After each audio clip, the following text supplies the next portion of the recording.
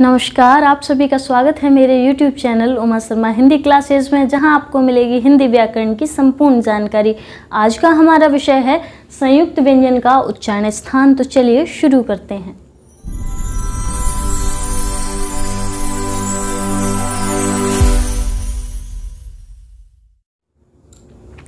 आज हम बात करेंगे संयुक्त व्यंजन के उच्चारण स्थान के बारे में कि संयुक्त व्यंजनों का उच्चारण किस स्थान द्वारा होता है। तो सबसे पहले हम जान लेते हैं कि संयुक्त व्यंजन किसे कहते हैं।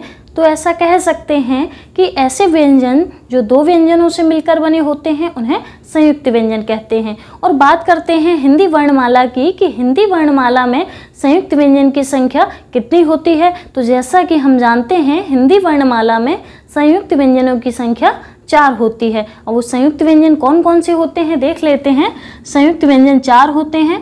पहला होता है छ, दूसरा है त्र, तीसरा है ज्ञ तथा चौथा होता है श्र। तो अब हम जानेंगे कि छ का उच्चारण स्थान क्या होता है। तो जान लेते हैं। जैसा कि हम पहले पढ़ चुके हैं कि छ स्वर रहित क तथा मूर्धन्य स से मिलकर बना होता है। अब हम जानेंगे छ का उच्चारण स्थान क्या है। तो उससे पहले हमें जानना होता है कि क का उच्चारण स्थान क्या होता है और स का उच्चारण स्थान क्या होता है। तो जैसा हम पहले पढ़ चुके हैं, क का जो उच्चारण स्थान होता है वो कंठ होता है तथा स का जो उच्चारण स्थान होता है वो मूर्धा होता है। इस प्रकार हम कह सकते हैं कि छ का जो उच्चारण स्थान होता है वो कंठ तथा मूर्धा होता है। अब आगे हम जानेंगे त्र का उच्चारण स्थान क्या होता है। तो देख लेते हैं। त्र स्वर रहित त तथा र से मिलकर बना होता है। जैसा कि हम जानते हैं त का जो उच्चारण स्थान है वो दंत होता है तथा र का जो उच्चारण स्थान है वो मूर्धा होता है। इस प्रकार हम कह सकते हैं कि त्र का उच्चारण स्थान दंत तथा मूर्धा होता है। आगे हम जानेंगे ज्ञ का उच्चारण स्थान क्या होता है। तो देख लेते हैं।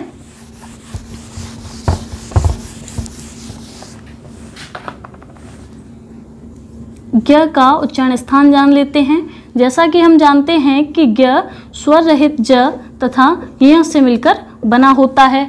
उच्चारण स्थान के बारे में हम पहले जान चुके हैं। तो कह सकते हैं कि ज का जो उच्चारण स्थान है वो तालु होता है तथा य का उच्चारण स्थान भी तालु होता है।